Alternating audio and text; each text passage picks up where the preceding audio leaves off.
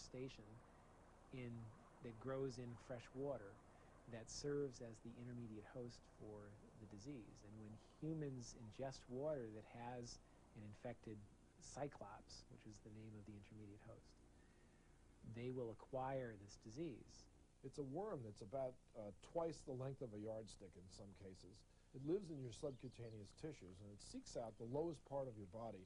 And there, the head of the worm elicits a blister. It's a visible blister. You can actually see the head of this worm under the blister.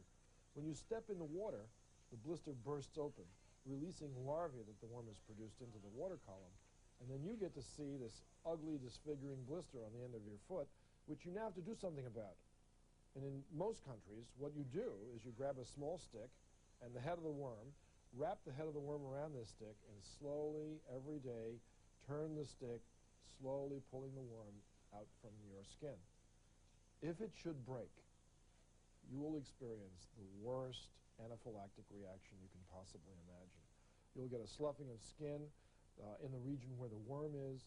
It will become secondarily infected with bacteria, and when it heals, you'll have a nasty scar for the rest of your life. This is as real as it gets. Discovery Sunday Showcase, only on Discovery Channel.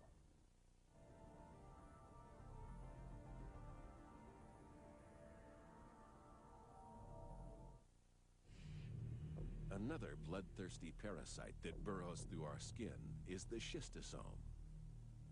The schistosome is endemic in parts of Asia and Africa and utilizes a snail as an intermediate host before infecting humans. Juvenile schistosomes, called cercaria, emerge from their snail host into fresh water, where they swim frantically looking for the incomplete development, a human. Once the swimming cercaria find human skin, they eject their tail and utilize skin-dissolving enzymes to burrow through the skin of the foot and eventually into the bloodstream.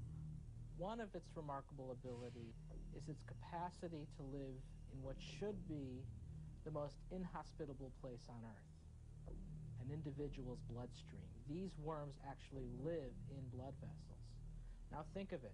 If you were an infectious agent, where's the last place you would want to set up shop? Where you're being bombarded daily by antibodies, being bombarded daily by white blood cells, and yet here the schistosome not only survives, but it thrives. Once the juveniles have matured, the male and females pair up for life, where they mate, continuously producing and releasing eggs. Let's take the example of the bladder schistosome, known as schistosoma hematobium. With this type of schistosomiasis, the egg has the ability to traverse through the bladder wall. As the egg does this, it elicits a host inflammatory response that's also associated with bleeding. As a result, people who harbor bladder schistosomes develop blood in their urine, a condition known as hematuria.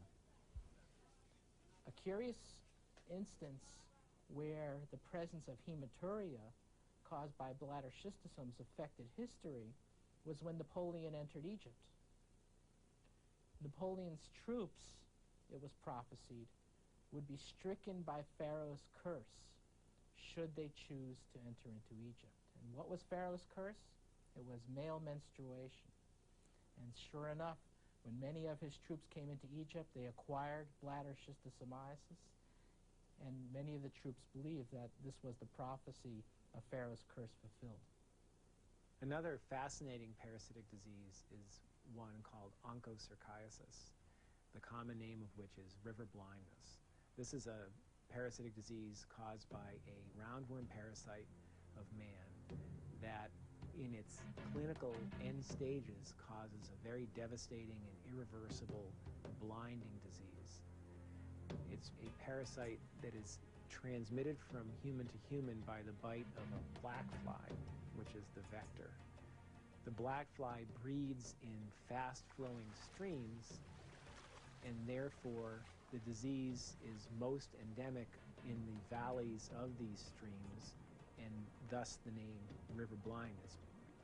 After the vector bites a human, it deposits the larval worms which invade the skin and eventually end up forming a nodule under the skin where the adult worms develop. While they're in this fibrous nodule under the skin, the adult worms shed on the order of 3,000 to 5,000 microflora or larval worms per day per adult.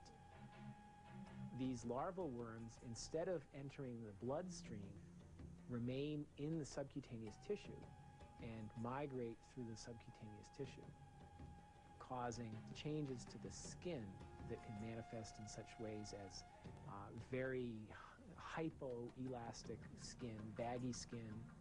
As the disease progresses and the number of larval worms in the subcutaneous tissue increase, they eventually gain access to the tissues of the eye and cause microcalcifications, which over time build up